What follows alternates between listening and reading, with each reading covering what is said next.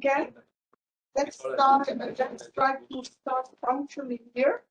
And we have the mini course of Joseph Landsberg. He will talk about the tensors of minimal border rank 1, and it's part of the tensor series, the cheapest tensors that one can get. And you have time until 15:30. Thank you. Thank you very much. I don't have a timepiece though. Maybe get one up. But I'd like to thank the organizers for both putting this together and inviting me. This is joint work with Joachim Yelishev, my former student Arkham Paul, that's already done, and work in progress with Julio Jasmundo, Yelishev, and Tomek Mondo, who is a postdoc at Texas A&M. So let's get going. This is for graduate students. So graduate students should ask questions. The experts should be bored. If they're not, I failed. So as long as we've had matrices and pretty much known how to multiply matrices, and you use the sort of standard row column operations. So for example, if this is 3 by 3 matrix, to get that entry there, we had to do, let's see, 3 multiplications and 2 additions. And so if we have a n by n matrix, since each slot costs us on the order of n squared arithmetic operations, literally n squared multiplications, literally n multiplications and n minus 1 additions, but let's just count the multiplications, or let's just count the order of magnitude. And they're n squared entries in the matrix. That makes n cubed arithmetic operations for us. And we've been doing this for a very, very long time. And then in 1968, Strawson, who is a probabilist, just remember that, Strawson was a probabilist, he's still alive. He set out to prove that this standard algorithm is the best you can do. Seems like it should be.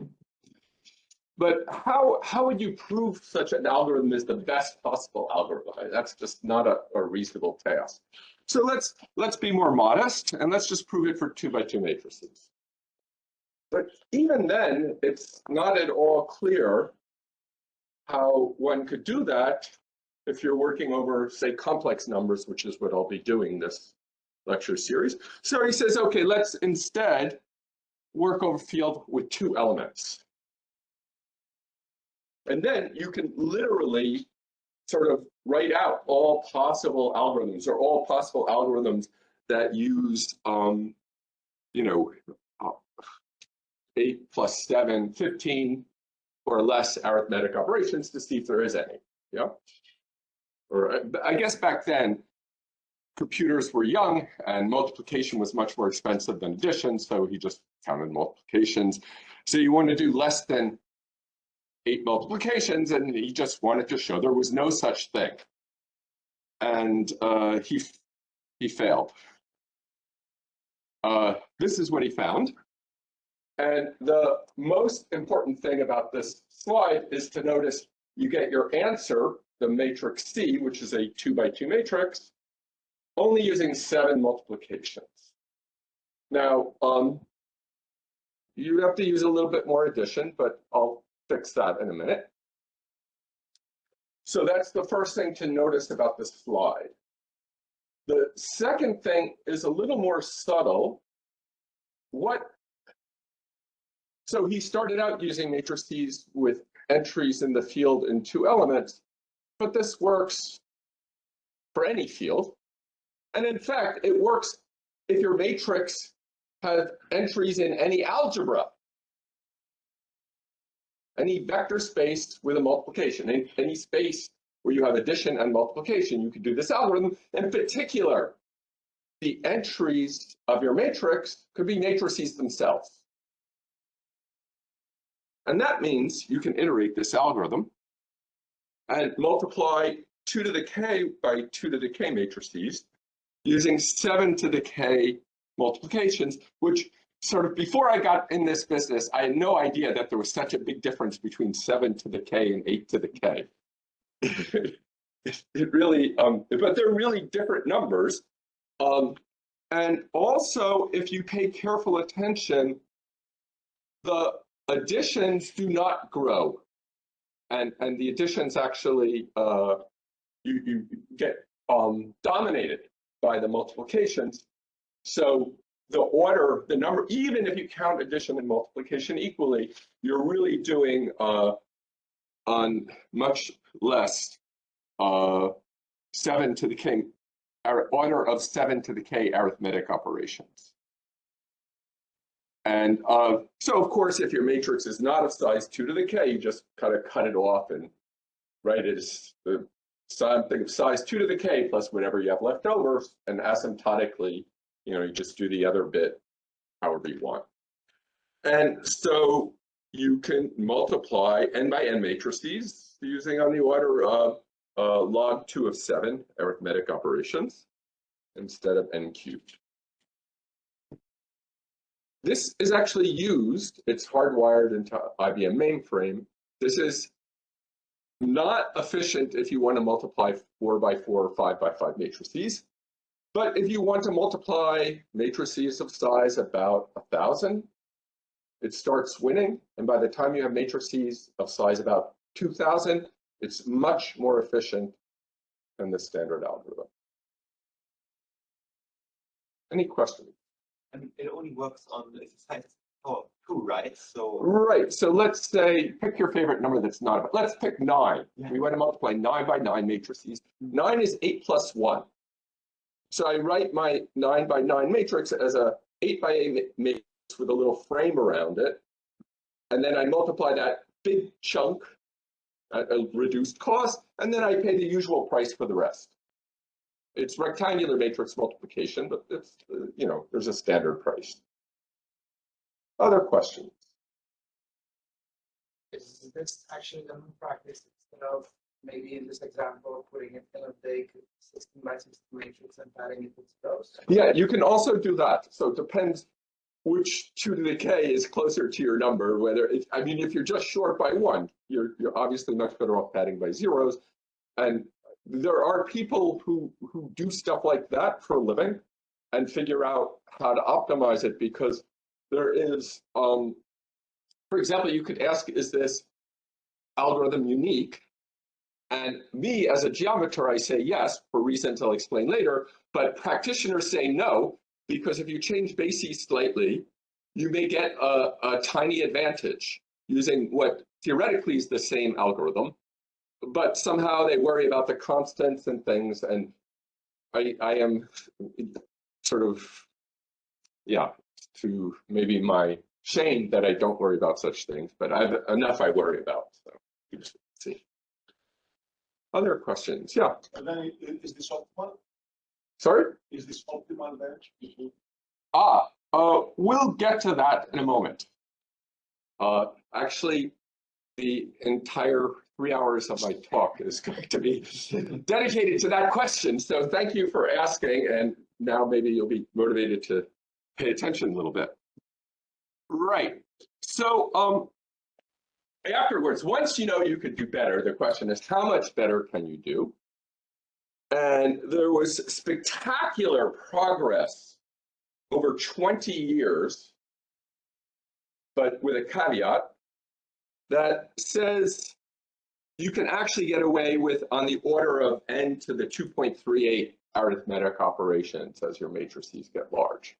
Now, the caveat is that almost all the progress since Strawson is theoretical. They're existence results, and they are not effective algorithms. They prove that there exists such an algorithm, and they don't know anything about the constants. They don't know anything about the or the constants they know about are horrific. So it's completely unimplementable. But Strawson's is implementable.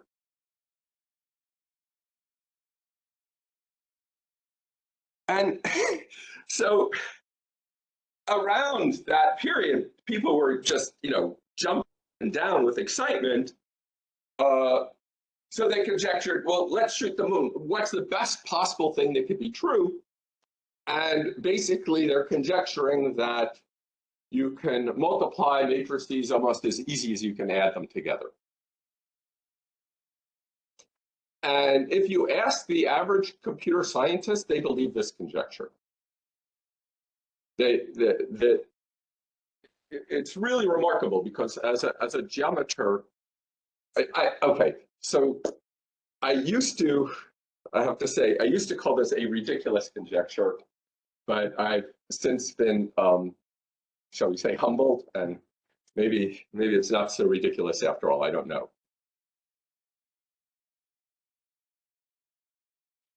Right, that's what I just said. Yes? What about say,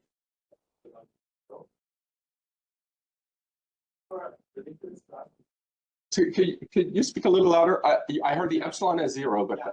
What about the case for epsilon? That would be 0. It's totally out of the tensor. yes, that's been proven. Yeah, you really, another way to say it is the infimum as n goes to infinity is n squared, but it's known that it's never achieved on the nodes. That was actually proved not long after Strawson's initial discovery. mentioned that a generic computer scientist will believe it, but is it true that generic computer scientist knows about it? What? Is it true the generic?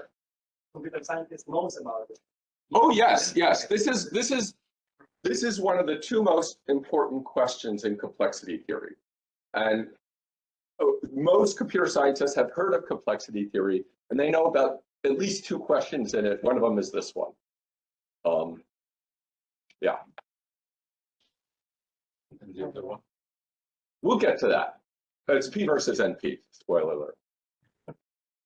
Like, how would somebody go about like proving the existence of an algorithm without explicitly? I'll get to that also. Okay. I'll get to that also. And the key point is to remember Strawson probabilist. So that hints as to how we're going to show existence without finding it. Just like, existence of expander graphs or whatever, you introduce some randomness. But I'm getting ahead of myself. Go ahead. What was the idea in the proof of epsilon 0? Is this something trivial or? No, it's non-trivial. Yeah, I can give a proof. I don't remember what the original proof is. I can give a proof later. So remind me after I introduce border rank, and then I'll give you proof. Yeah. Which Strawson is it? Strawson. Strawson, Yeah, it's very common. Volcker? I can't find it. VO. Type Gaussian elimination is not optimal, and Volcker. that has like some bazillion citations. No, but I think it's Volcker. It certainly begins with V. Anyway, I hope. No, I forgot we're live on the internet, so I should be careful. Yeah. Yeah. Volcker. Yeah. So, but then it was strange, right? So there's like zooming along with existence results, and then nothing happened. Then it just stopped dead. And then like at the same time, a bunch of people made sort of some microscopic improvement. I mean, really, really small improvement. And that's about where things are with the upper bounds. So, well, this is talk on tensors, so we better start talking about tensors. So what is matrix multiplication? You eat a matrix, you eat a second matrix, spits out a third matrix product, and it's linear in each factor. If instead of x and y, it eats x1 plus x2 and y, it'll be the same as x1y plus x2y.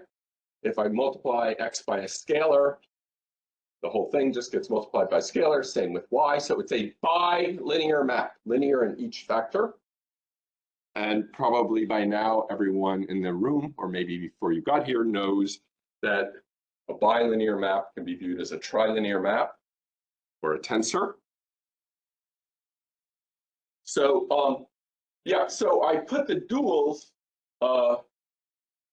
here because so it's kind of whether you want to eat a row vector or a column vector, and that's well, if you're worried about the dual, I'll explain it, and if you're not worried, then you already know or you don't care. So, anyone worried?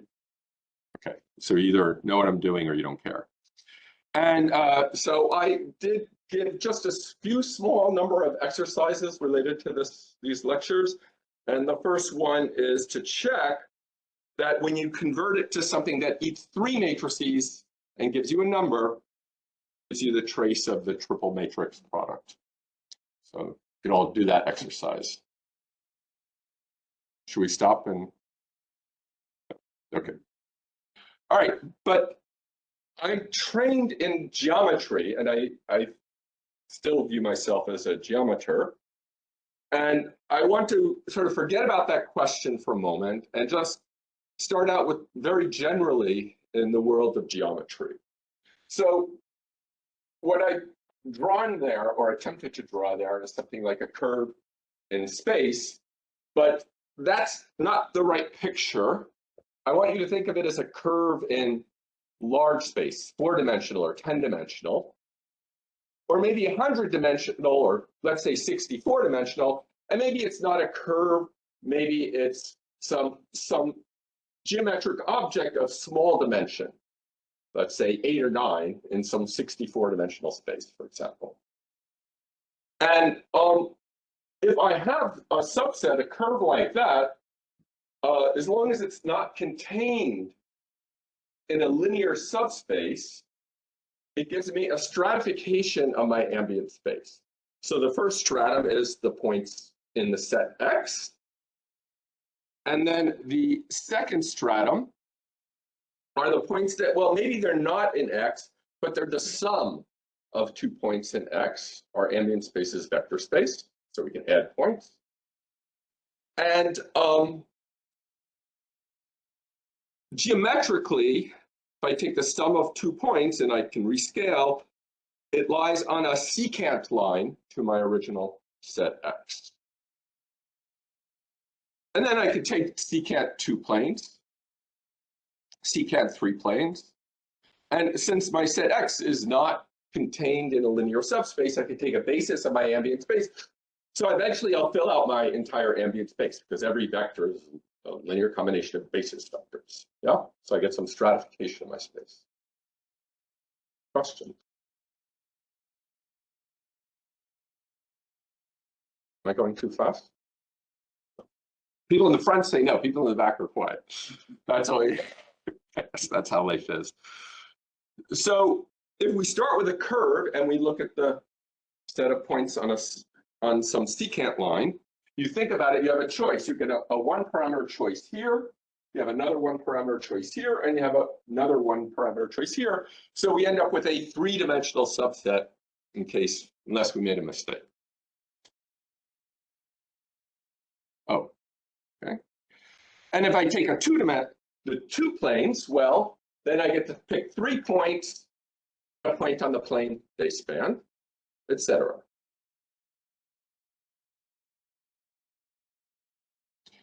So keeping that picture in mind, let's take X to be the set of rank 1 matrices. And we recover the definition of matrix rank. A matrix has rank R, or at most R, if and only if it can be written as a sum of R rank 1 matrices. If and only if it's on at the R and Rth secant plane to the set of rank 1 matrices. Is that clear? Is that good? Same as your usual definition of rank? It's okay. Certainly, well, anyway, yeah.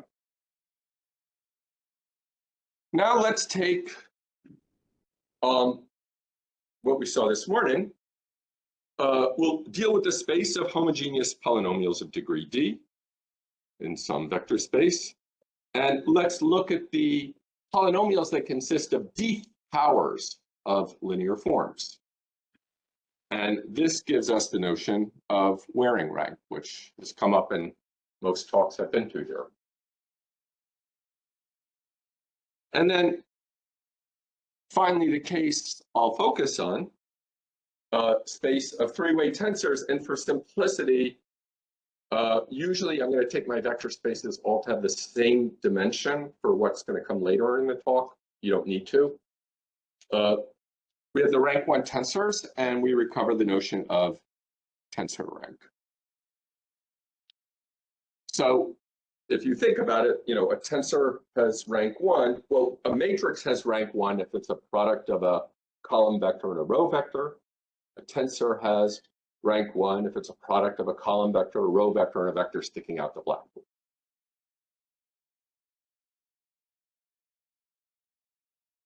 You don't like that? No.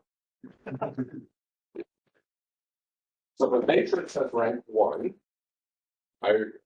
A1, AN times B1, BN, I get the matrix.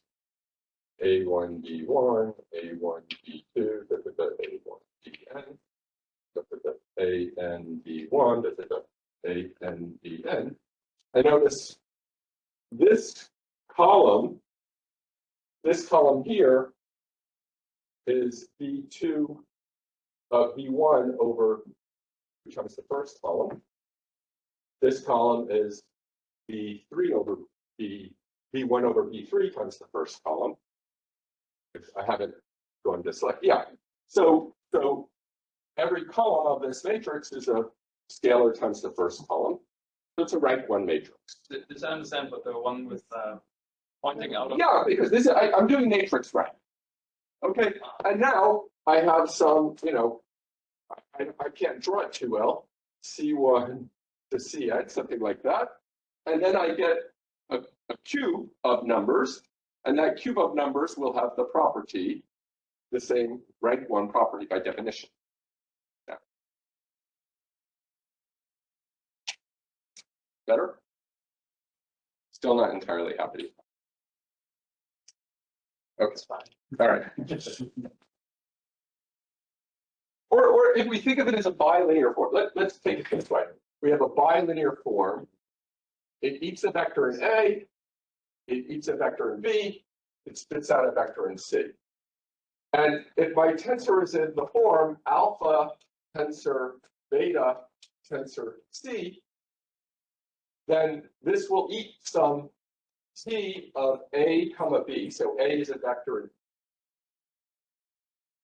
A is a vector in A, B is a vector in B.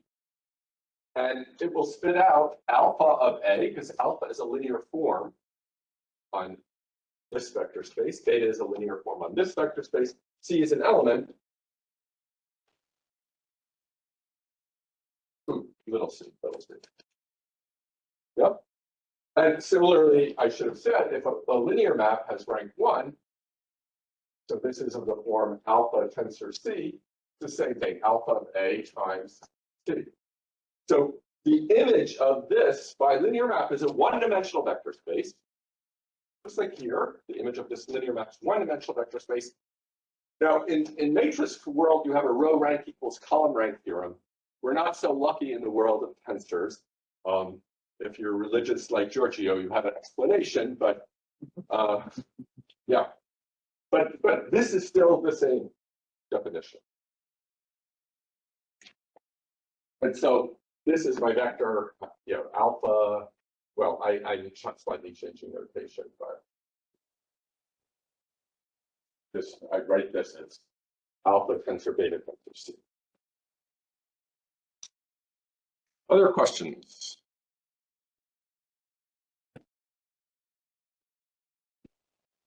Right. So in general, we have this notion for any x, we could talk about x rank of an object.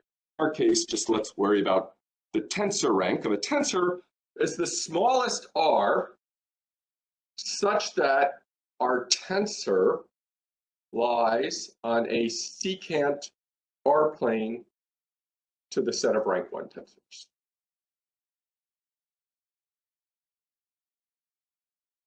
It's okay now?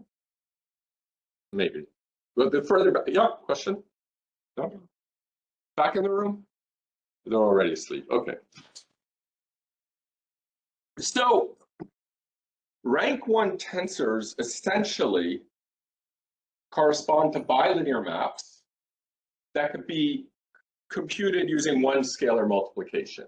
So for example, I could choose bases such that this alpha was the row vector 1, 0, 0, 0, and this beta was the column vector 1, 0, 0, 0. And so you just need to read off the first entry in A, first entry in B, multiply them together, and you get your answer C.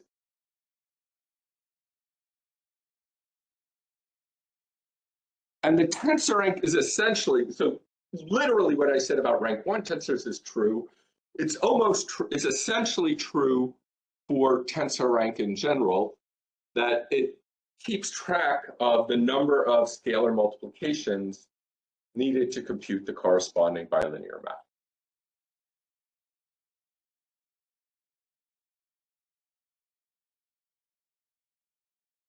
It's okay. Right. So, well, Strawson proved that if you don't trust me, you can trust him or read his paper. The matrix multiplication tensor can be computed, the thing that eats two matrices and spits out a third, can be computed using on the order of n to the tau arithmetic operations, if and only if this geometric quantity, matrix rank, grows like n to the tau. So this is, for me, magnificent because I want to do geometry. I don't want to mess around with algorithms. And now we've taken a question and translated it to a question in geometry. There's no coordinates involved even. It's just a purely geometric quantity about question about secant planes.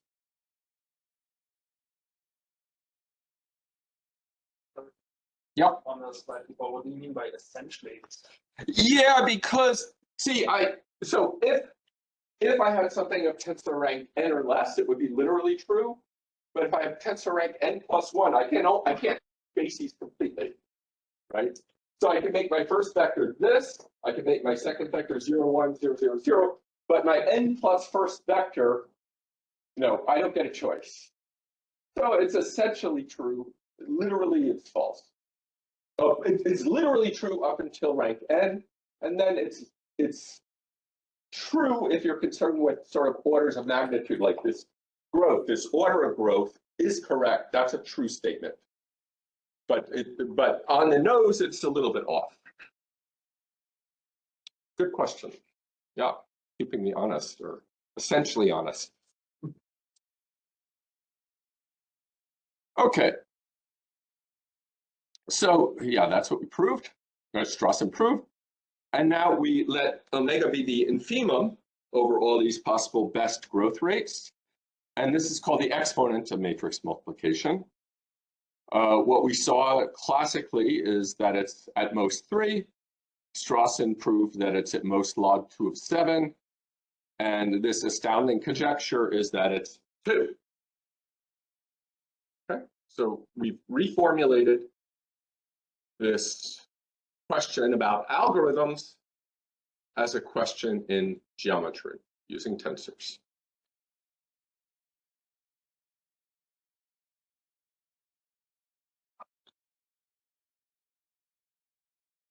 So just, I really want to hammer this point. This astounding conjecture is about a point lying on a secant R plane to the set of rank 1 tensors, or more precisely a sequence of such, because we want to let n go off to infinity. So we have to ask this question as n grows. Yeah, If you would find the position of the sensor, it would give you also the algorithm? a decomposition is equivalent to an algorithm. Yes, exactly. And like I said, well, it depends what you think of as an algorithm. But let's say an arithmetic circuit, which is what most computer scientists like. You can write down an explicit arithmetic circuit given a decomposition. Now, there's a slight caveat here in that I'm going to work over complex numbers. And so you either have to allow complex numbers in your arithmetic circuit, or you have to truncate, or there's some, or if your matrices have integer entries, then there's some prices to be paid. But yes, the answer is yes. And question in the back?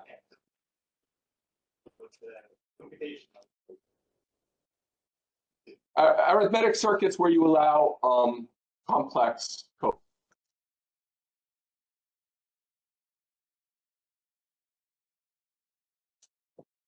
But is it the case? Hmm? Is it the case? Do you need a complex coefficients for? No, Strawson's algorithm had only zeros and ones and pluses and minus ones. So, yeah, so there are, but if you're dealing with matrices that have integer entries or even rational entries, you can convert. And if you bound the size of your entries in number of bits, then the conjecture is still true, but you have to keep, as long as you bound the bits once and for all and say, okay, I don't want any more than P bits to describe the entries, then you get it. Or if you're allowing, the bit length to grow, then even to do multiplication, of course, gets arbitrarily large. So within any reasonable model in computer science, everything is good. It's okay? Because again, if we allow bit length 10 million, who cares? This is an asymptotic result. All right. So now so I had the privilege of meeting Dario Bini, and he told me this story. He's also a very sweet person. So Strawson discovered that if you have oh, that was not a wise move. No, You can flip it. Well, that would have been, yeah, but it was too close to, okay, well, anyway, now I know for the future. But my opportunity for flipping is limited. Oh, I see. Anyway, I'll just hold it here. So Strawson was taking 2x2 matrices. This. And normally this is going to cost you 8 multiplications. He showed you can get away with 7.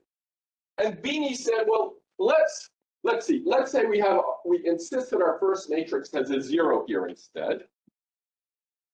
Then the naive algorithm would have cost 6 multiplications. And he said, well, maybe we can do better. Maybe just like Strawson did with the regular matrices, maybe this one has cost 5 instead of 6. And even though this was 1979, he did a search, a computer search, using alternating least squares, this thing that most people still look for algorithms, to see if he could find a better algorithm that had 5 multiplications instead of 6. This is 1979. You've got to admire. So in other words, in geometric language, this thing also describes a tensor. So usual 2x2 is a map from C4 cross C4 to C4. And this one is a map from C3 cross C4 to C4. And so you get a tensor inside this slightly smaller tensor space. And we know the tensor rank of that smaller tensor is at most 6. And the question is it smaller than 6? Is it 5? Can we do better? Question clear? So like I said, they used numerical methods.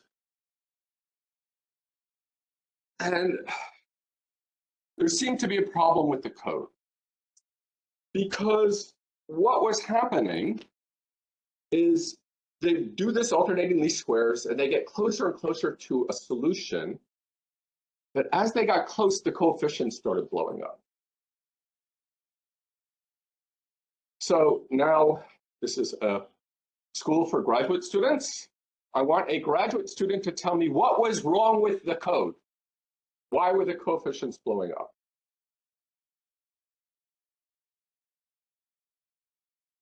Maybe you work with computer. Sorry? If you work with computer, you can have a problem when you do sum and multiplication. So I give a hint. In at least 2 lectures, the answer to what was wrong with the code was given in geometric language. It's just the border rank, not the rank. Exactly. Yeah. You see, if you're looking for a point, I can't draw. Well, see, if you take limits of secant lines, you know from your calculus class that you have to, you take 1 over t as t goes to 0. 1 over t is it's going to cause you trouble. And so what happened? Beanie told me he was losing sleep over this. It was miserable. And then one night, in the middle of the night, he realized that indeed there was no problem with the code at all.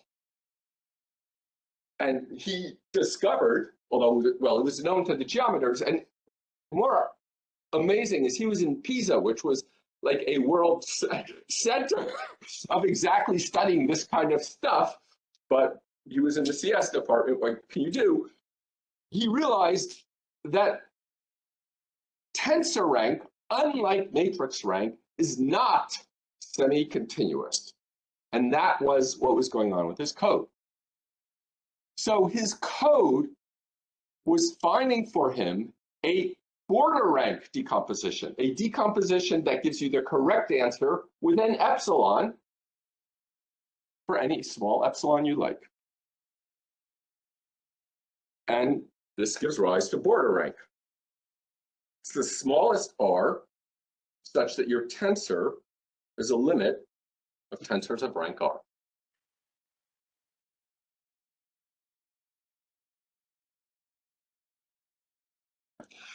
And then, and this is a little bit more subtle, he went on to prove that even though we have this small error, we still get a legitimate measure of complexity. It captures this asymptotic question of, maybe we could lower the layer. I don't know which one will be smaller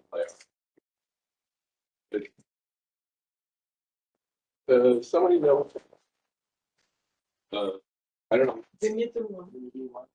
Okay, so I can help with that because it's probably hard to see. Sorry, was Vinny the first to discover the phenomenon of border rank? No, but he was the first computer scientist to discover it. Terracini, he was in the same university, I believe. Certainly they were both in Pisa, knew about this, and probably Palatini, I mean, it must be at least 100 years old.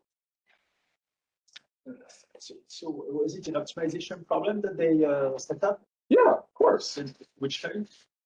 They did alternating least squares. So they start class of optimization problem. Is it difficult to describe or? Yeah, they start with some random tensor that they pick, and then they calculate the difference, the Euclidean norm between that tensor and the target tensor, which is this matrix multiplication thing. And then they have 3 vector spaces to play with. And then they move in one of the vector spaces to get a little closer. But of course, that could mess up the other 2 vector spaces. And so then they move in the other vector space to lower the norm. And they keep on going around until as it goes down. So that's formulated as a polynomial optimization problem. You minimize the polynomial of the entrance. Yeah, you're quadratic even, the norm, right? Norms. Low borderline estimation, right? Sorry? Low borderline. Well, they didn't know that that's what they were doing. It's the only in hindsight. Wait, well, I think you need to track down so you can maintain it. Or use other methods. Neither of you is grad student. Sorry. I guess this is where they showed that omega is not true. Oh, I get to it. Sorry. Yeah. So yes. So the border rank of this thing never becomes n squared. And I can give you a proof later in the talk, or maybe next talk. I will give you a proof before I leave town. Don't worry.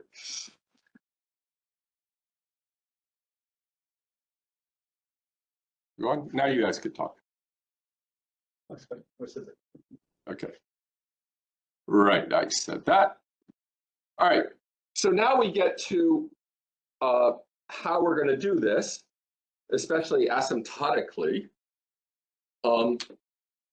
We want to prove upper bounds on this border rank. Now, see, as a geometer, I like border rank even better than rank because it's closed under taking limits. It's closed in the Zariski topology, which means it's a measure defined by polynomial equations. And they're very geometric equations as well. They have nice geometry. For me, just like in this morning's lecture, nice geometry means large symmetry group, which will play more of a role later on in these talks. So I need a little bit of language to explain the idea that gave that like 2.38 upper bound. So given a tensor, you can create new bigger tensors from it by just taking its tensor power. So if I take a three-way tensor and I tensor it with another three-way tensor, I have a six-way tensor, but then I'm going to forget that it's six ways and I'm going to group. That's why I got to give my three vector spaces names so that we can keep track which one's which. I group all the A's together, all the B's together, all the C's together. So if I start out with an m by m by m tensor and I square it, I have an m squared by m squared by n squared tensor, etc. And that's what I just said. And now here is your next exercise. And this one is really, really beautiful exercise. If I take my matrix multiplication tensor and I square it, cube it, I get another matrix multiplication tensor back. This is just ridiculous. I mean, the odds of this happening, I know very few examples where this happens. So it's a miraculous property of this particular tensor. It has this self-reproducing property. But that's going to be good for us later on. And now it's should be pretty easy exercise that if I take the Kronecker square of a tensor, the border rank of the new guy is at worst the square of the old one, because you would just do the decomposition of the old even with an epsilon. You slap them together, you get a decomposition of the new, but you may get some savings. It's possible. And oh, here's another slight variant on the exercise is show that if I take two rectangular matrix multiplication tensors, so I multiply L by M matrices with M by N matrices to get an L by N matrix, I could do the same thing. This is also self-reproducing.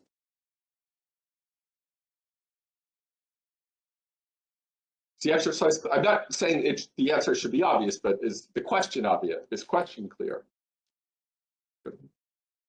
By the way, I handed, there's posted on the GitHub these exercises and also handout version of the notes.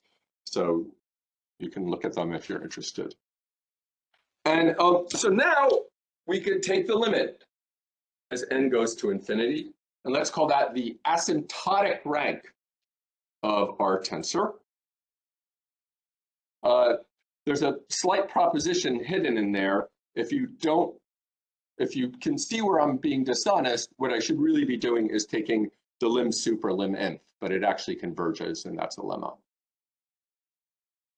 And another good exercise is this exponent, this fundamental constant of nature is 2 if and only if the asymptotic rank of the matrix multiplication tensor is n for any n, which would be the same as for all n. So that's a 2-part exercise. Questions?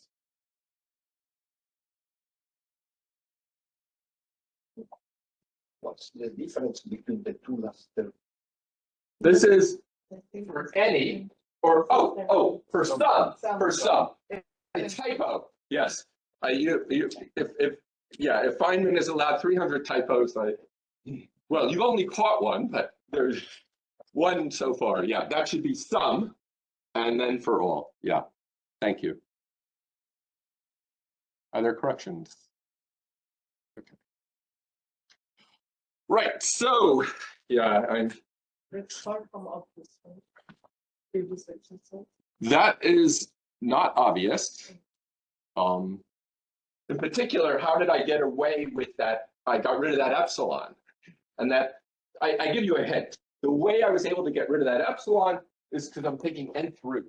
And if epsilon is fixed, you take the nth root of some fixed number less than 1, eventually it becomes irrelevant.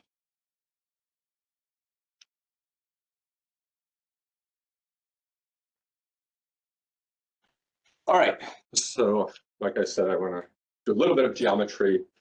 Bernard warned me not to use any dirty words from representation theory, so I'll try to avoid that. But I can't think about geometry without thinking about groups. So this is a group we all know, just all possible changes of basis in a vector space, or all the invertible A by A matrices, they form a group. And since we're dealing with tensors, we have 3 such groups, changes of bases in each vector. And since I'm often going to deal with vector spaces of the same dimension, I'm going to allow myself a slightly larger group where I'm going to allow myself to permute the factors also. That's only for a technical thing that comes later. Now, if I change bases, the border rank does not change. Border rank is a geometric quantity. It's independent of choice of basis. And therefore, it's invariant under this group action. Border rank is geometric. Question? Sorry, just the notation. What does that mean? This. Oh, that's the group of permutations on 3 elements. So the semi-direct product, and I have a 50-50 chance of having written it correctly. It's either that one or this one, and I can never keep track of it. So I stopped worrying about it. It's equal. I wrote it correctly. Wow, that's great. So now, if I have 2 tensors and I want to compare them, well, first of all, they could be the same tensor after changing bases. And then we say T is isomorphic to S if I can get from one another by changing bases. And note, it's an equivalence relation. If S is isomorphic to T, T is isomorphic to S. And now we say T degenerates to S if S is not just is in the orbit closure of T. And we'll introduce that funny notation. I didn't make that notation up, but that's what they use in the business. So if you want to think of it, and we will tomorrow, as which is a more powerful tensor, T is more powerful than S if it degenerates to S.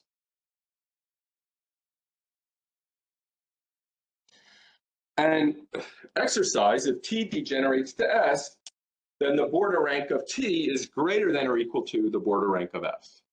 So this is a very useful observation because you could use it either to prove upper bounds or lower bounds, depending on whether you're starting with T or S. One's known and the other's not known. You'll get an inequality. And the border rank is the smallest R such that this so-called unit tensor degenerates to T. And I forgot to tell you what that is. Maybe I didn't. I forgot, but I told you. Let me not work with contact race. So this tensor is just summation j equals 1 to r of basis vectors.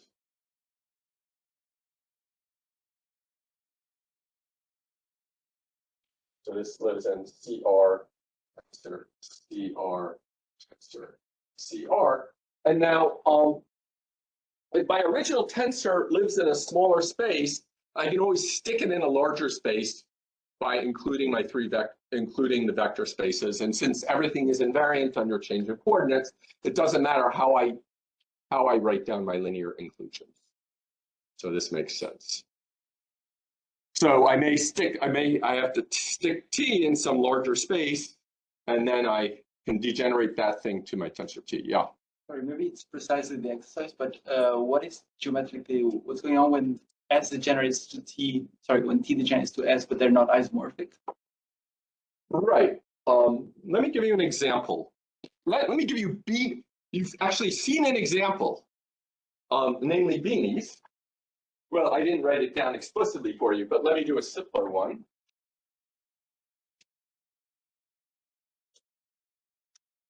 Let's look at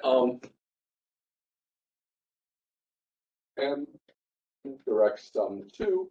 So this is A1 tensor, B1 tensor, C1 plus A2 tensor, B2 tensor, C2. And then I'm going to look at not at this tensor, but an isomorphic tensor, A1 plus TA2 tensor B1 plus TB2 tensor C1 plus TC2.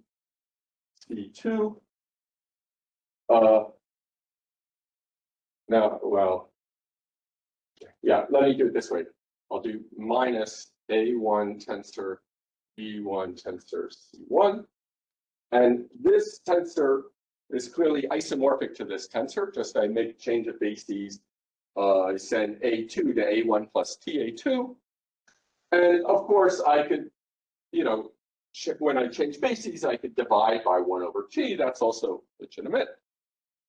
And so if I take the limit as T goes to 0, if I haven't screwed up, I should get A1 tensor B1 tensor C2 plus A1 tensor B2 tensor C1 plus A2 tensor B1 tensor C1.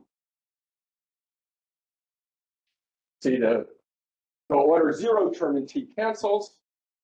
This is the linear term in T, and then the higher order terms in T go to 0.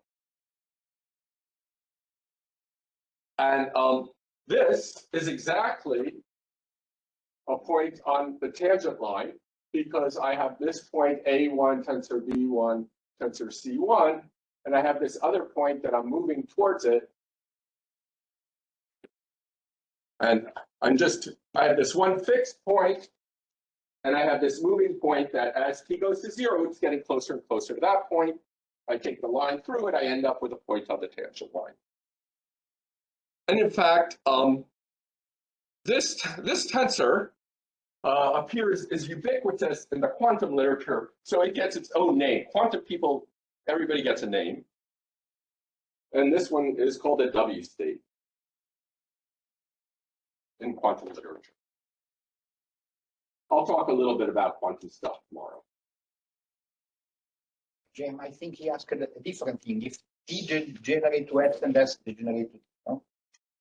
This was the question. No. I was asking. So maybe I misunderstood. If T degenerates to S and S degenerates to T, then they are isomorphic. That's it. It's correct.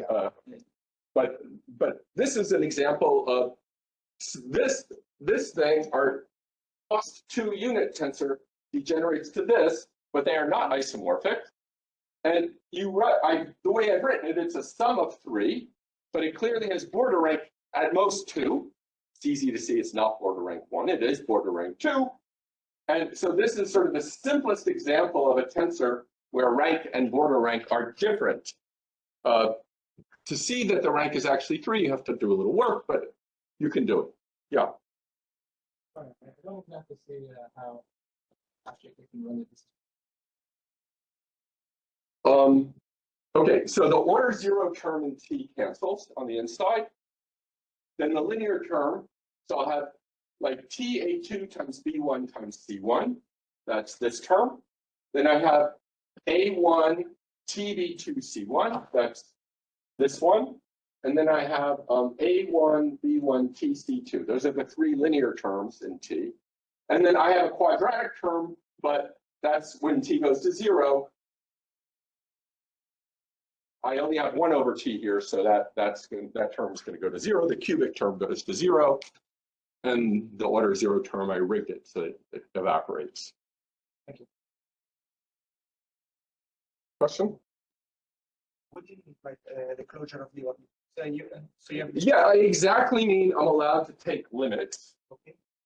And that's what I did here. So this thing is not in the orbit of this. I can only get to this by taking a limit. And that's what I mean by the closure. I mean closed under taking limits. That's closed in what we call the Euclidean topology. Now, it's a true but non-trivial fact that in this situation, it agrees with what's called Zariski closure. Namely, if I define polynomials, the set of tensors of border rank at most 2, well, I find all the polynomials that vanish on tensors of rank 2 or less, and I take the 0 set of those polynomials. Even though this thing does not have rank 2 or less, it's in the 0 set of those polynomials. That's called Zariski closure. Other questions? So we have a good situation where Zariski and Euclidean closure are the same. We continue? Okay. All right, so now I can answer this question, which we went on this long detour about. So here's Strawson's idea. Find a tensor where we have a good upper bound on its border rank. Say we take our favorite tensor, and we know that tensor. That tensor is a good friend of ours, so we know its border rank exactly. Then we take some large Kronecker power of it.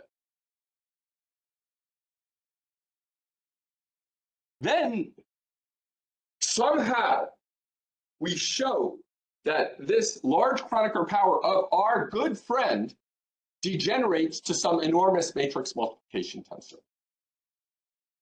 Now, this seems really sort of suspicious, but it works because we get an upper bound on the border rank of the matrix multiplication tensor from the upper bound on our friend. And this works.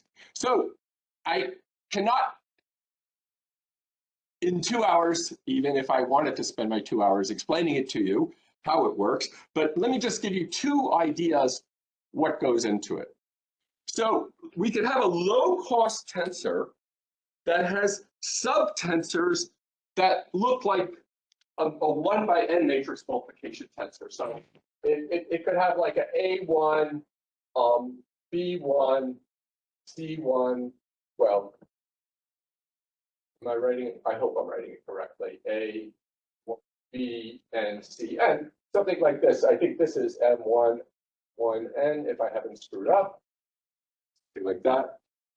And so if my tensor has as subtensors some of those, when I take the Kronecker of those 3, I get usual n by n matrix multiplication.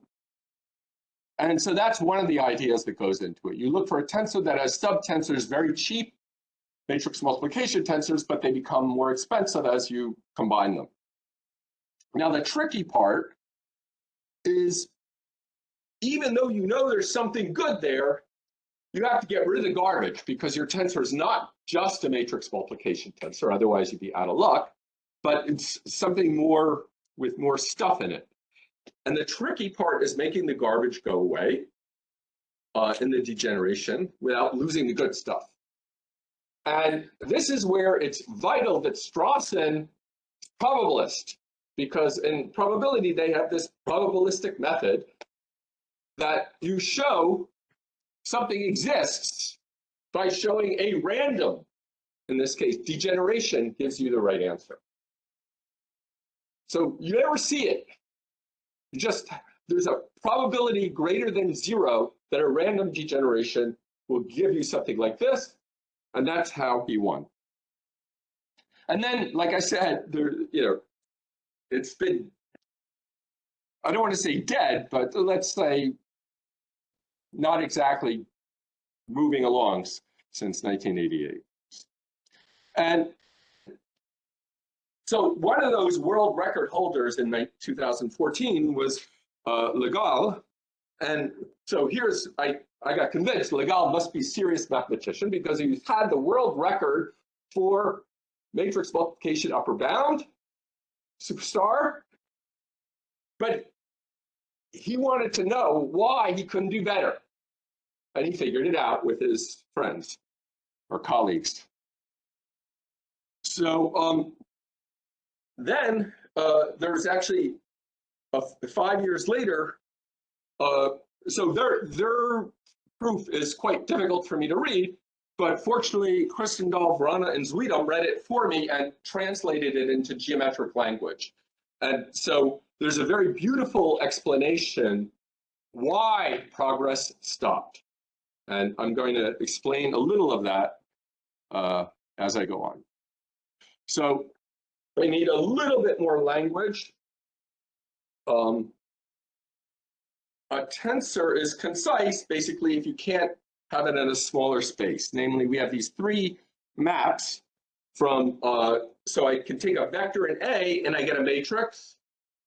And I want all those matrices, if I take a basis of A or a dual, then I get a set of linearly independent matrices. And I want the same to be true for all 3. And this is just a fancy way of saying that our tensor cannot be stuck in some smaller tensor space. That's a concise tensor. Oops. Now I can give you the geometric explanation why progress stalled.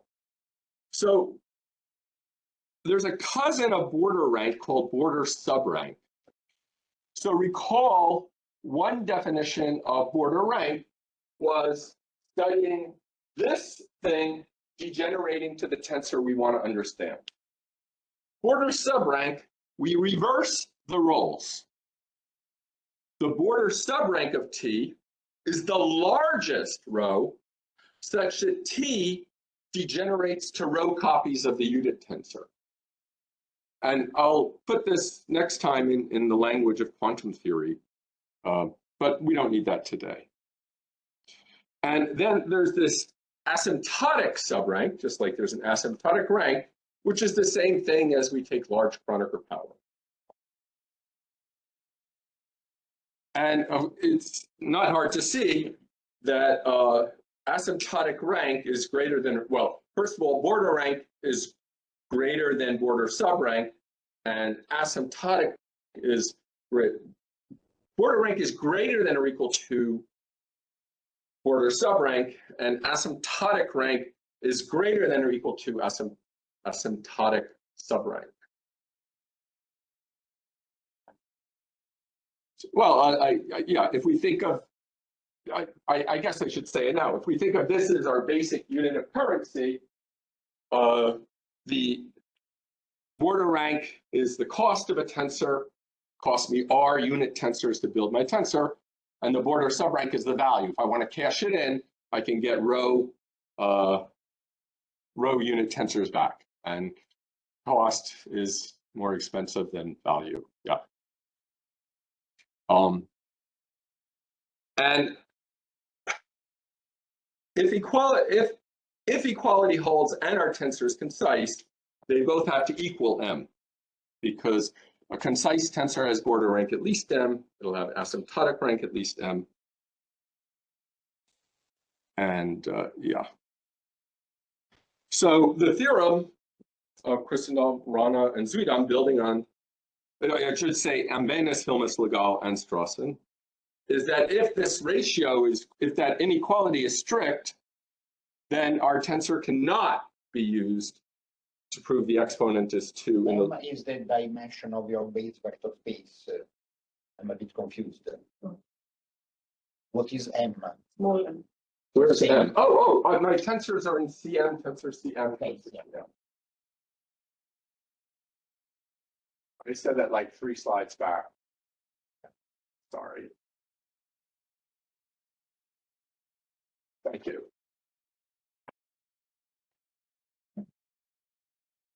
I'm supposed to stop at 12:30. Is that correct?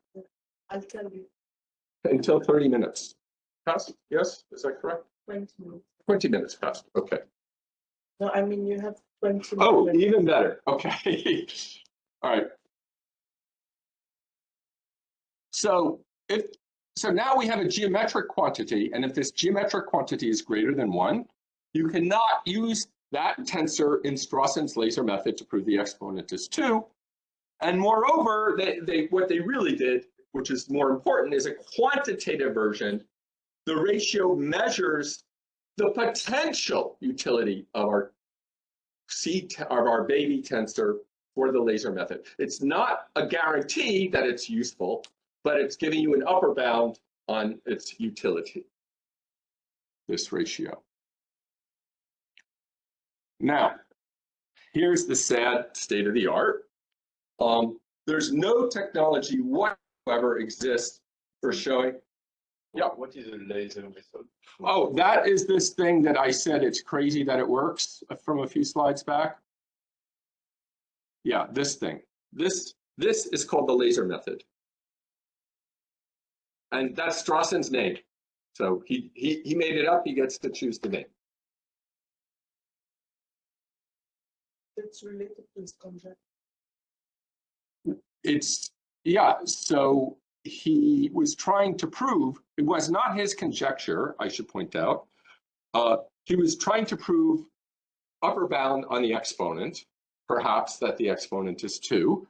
But at least, you know, to lower the exponent to get it closer to 2. And so the sad thing is that if we do not have a tensor that is, if we have a tensor whose border rank is greater than m, we do not have any way of proving that its asymptotic rank equals m. We just don't have the technology. And there's no even proposed technology, I should say, at least in the near future. But there's some technology, again, due to Strawson, yeah. When you say we don't have the technology, it means that we know that there is an algorithm that should give the solution, but it's practically not feasible, or? Well, we're taking a limit. So it's not only is it practically not, I don't know of anyone proposing a way to do this, even if they can't compute it themselves. Well, yeah, I'll maybe say a little bit more about that later. So there is, remarkably though, some technology that can sometimes compute this asymptotic subrank.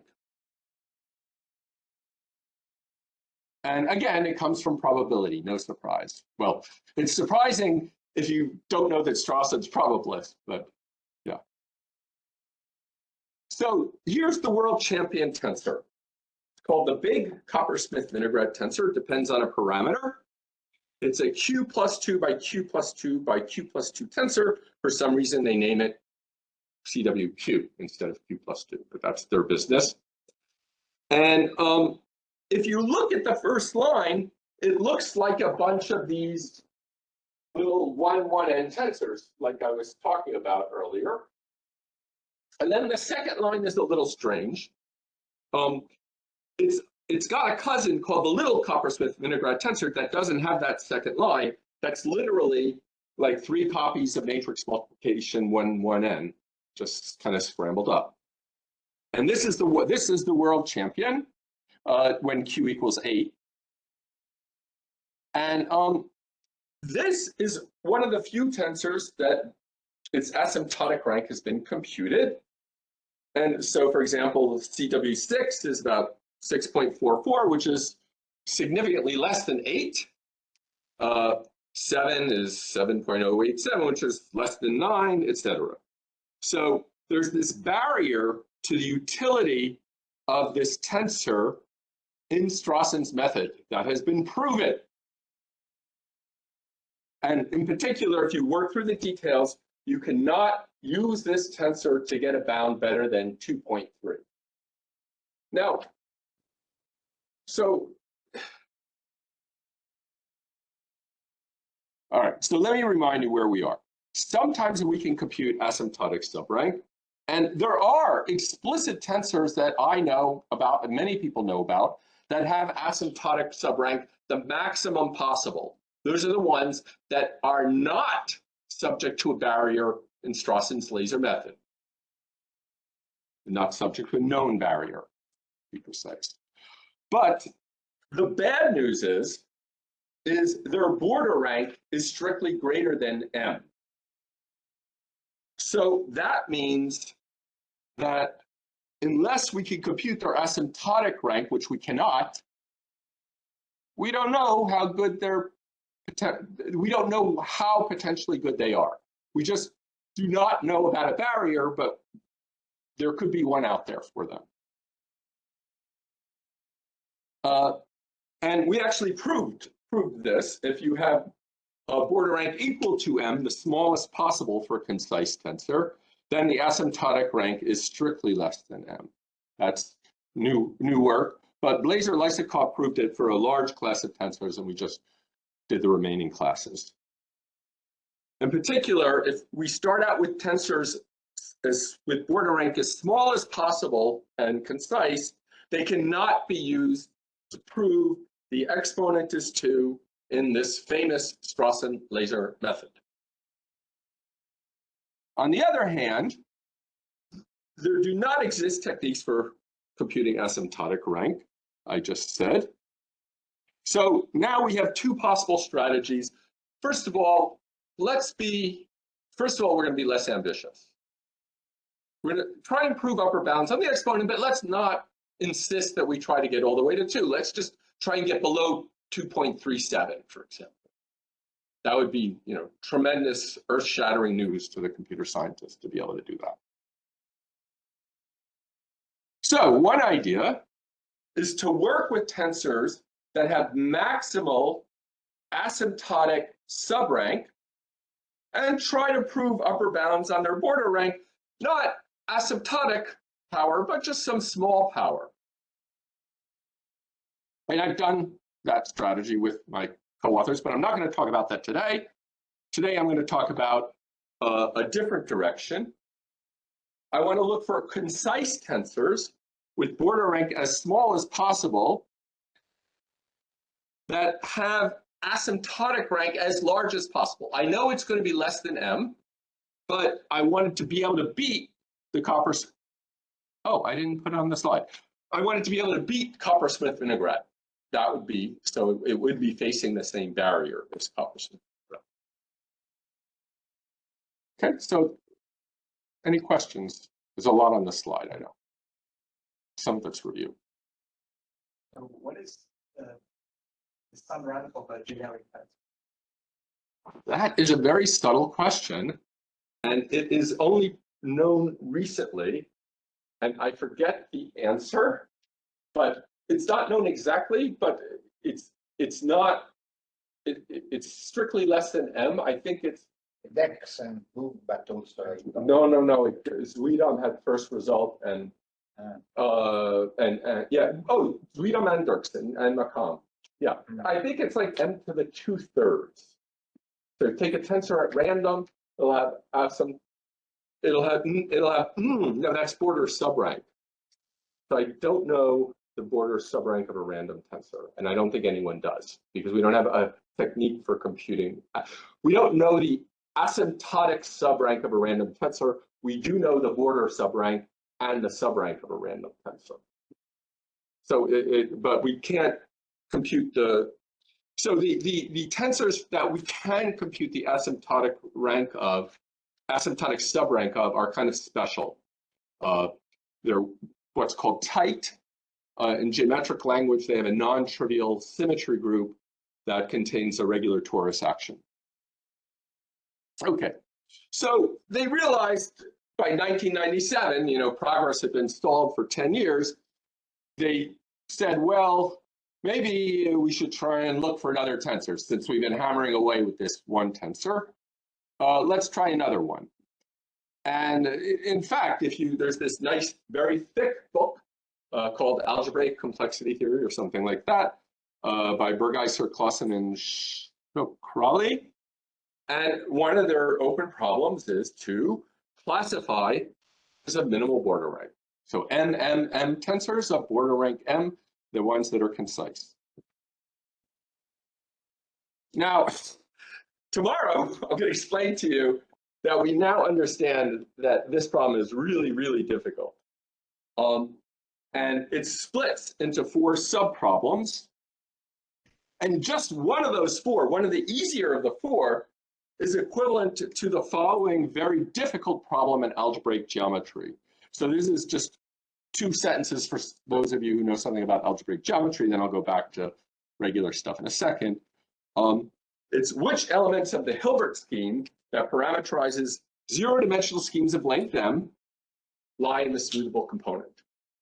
And if you know what any of those words are, you know that this is a very scary question. I'll talk about it tomorrow, and I'll try not to scare you too much, but it's hard. Right, so now we want to find better tensors than the one we have. So we want to find tensors with minimal border rank. So I want to sort of shift perspective for a moment and make a retreat from multilinear algebra to linear algebra, because we all pretend we understand linear maps. And we can think of a tensor as a space of linear maps. Namely, I have 3 factors, I eat one of the factors, then I get a space of matrices, a space of linear maps. And if I take that unit tensor that's on the board in red that I should keep there the whole time, and I look at its image, I get the diagonal matrices, the M by M diagonal matrices. And if I have one, but the image will be in B tensor C. Those are 2 different vector spaces. And I would be even better. So the image is, instead of linear maps from B dual to C, if I take that in element of full rank, I can use it to get a map going the other way. And then I get a space of endomorphisms, space of linear maps from a vector space to itself. And that is a much better situation because now we have the conjugation action instead of the left-right action. And we see that we get diagonal matrices for our unit tensor. So if we have anything equivalent to our unit tensor, we get a space of simultaneously diagonalizable matrices. So now if I have a tensor of minimal border rank, it has to be a limit of these. Now, it's not clear what it means for a space of matrices to be a limit of simultaneously diagonalizable, but we know a lot of properties of simultaneously diagonalizable matrices. For example, they have to commute. That's a necessary condition for 2 matrices to be simultaneously diagonalizable. They must commute, otherwise you don't have a chance. They must have the same eigenvectors, eigenspaces. So I said that already. So in particular, this is a closed condition. This gives me a polynomial test for a tensor to be a minimal border rank. And in 1983, Strawson made this observation, and this gave the first non-classical equations for tensor border rank in general.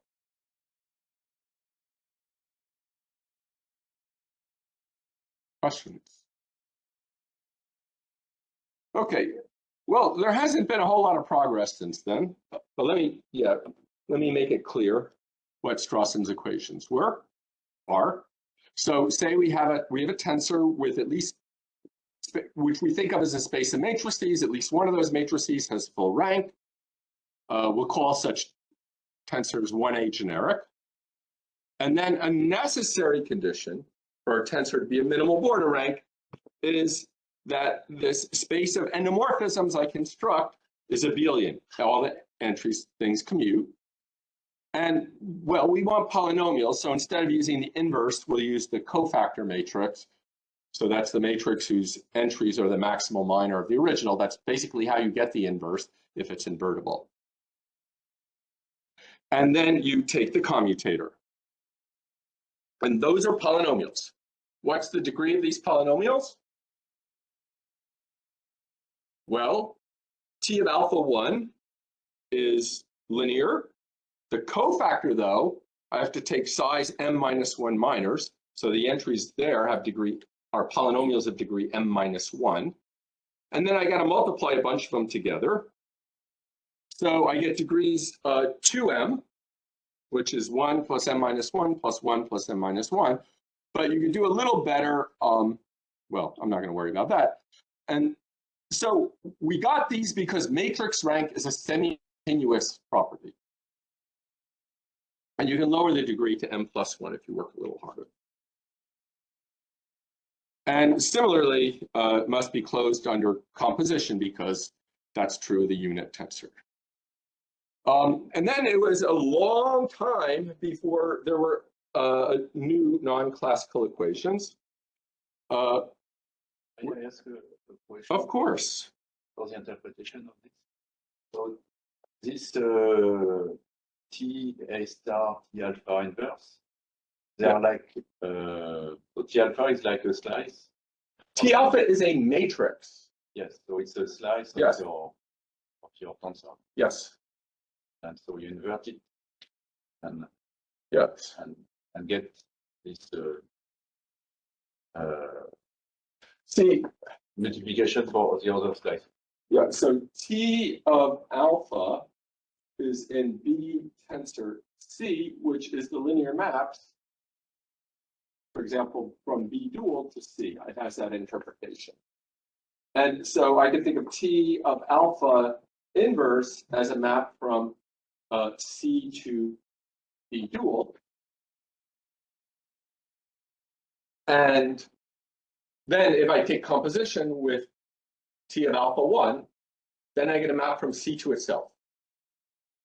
And then I can talk about commuting because I have an algebra of endomorphisms. On those that have this 1A generic condition, Yep. do concise tend to somewhat like a bit more interesting properties or less? Well, if I'm 1A generic, that means I'm B concise and C concise. And so if we separate these properties out, this is somehow stronger because you have to be a minimum of concise in 2 factors plus a little bit more. You do get like more interesting? We'll talk about that tomorrow. It's actually really fascinating, but I'm almost out of time. But I have almost all of tomorrow is going to be about that. Right. So we got some non-classical equations, and it's really silly because so you could think of Strawson's equations as making a retreat from multilinear algebra, which is scary, to linear algebra. And we did the same thing, only we used bigger matrices. So we could consider T as a linear map from, say, B dual to A tensor C. And then we could do something dumb like tensor it with the identity map on A to get a map from A tensor B dual to A tensor C. Now, A tensor A though, we learned this morning in particular, splits as a direct sum of symmetric matrices and antisymmetric matrices. So we have symmetric matrices, antisymmetric matrices. And I can take this sort of trivial thing and make a kind of interesting projection down to skew symmetric matrices tensor C. And that somehow, by miracle, gives us good stuff. So if I do this to the unit tensor, I get a linear map between, I have an m squared by m choose 2 times m matrix, which is bigger than m squared, by the way. If I have a unit tensor, this is a very low rank big matrix. It's only of rank like m squared. And by semi-continuity of matrix rank again, if the border rank of our tensor is m or less, then the rank of this big linear map we construct from it is at most m squared minus m. So this gives a new collection of polynomials to test for minimal border rank. Let me just say one more thing. Another test you could do is look at the symmetry Lie algebra. And again, this will come up tomorrow, and I will stop here not to run over. Thank you for your attention.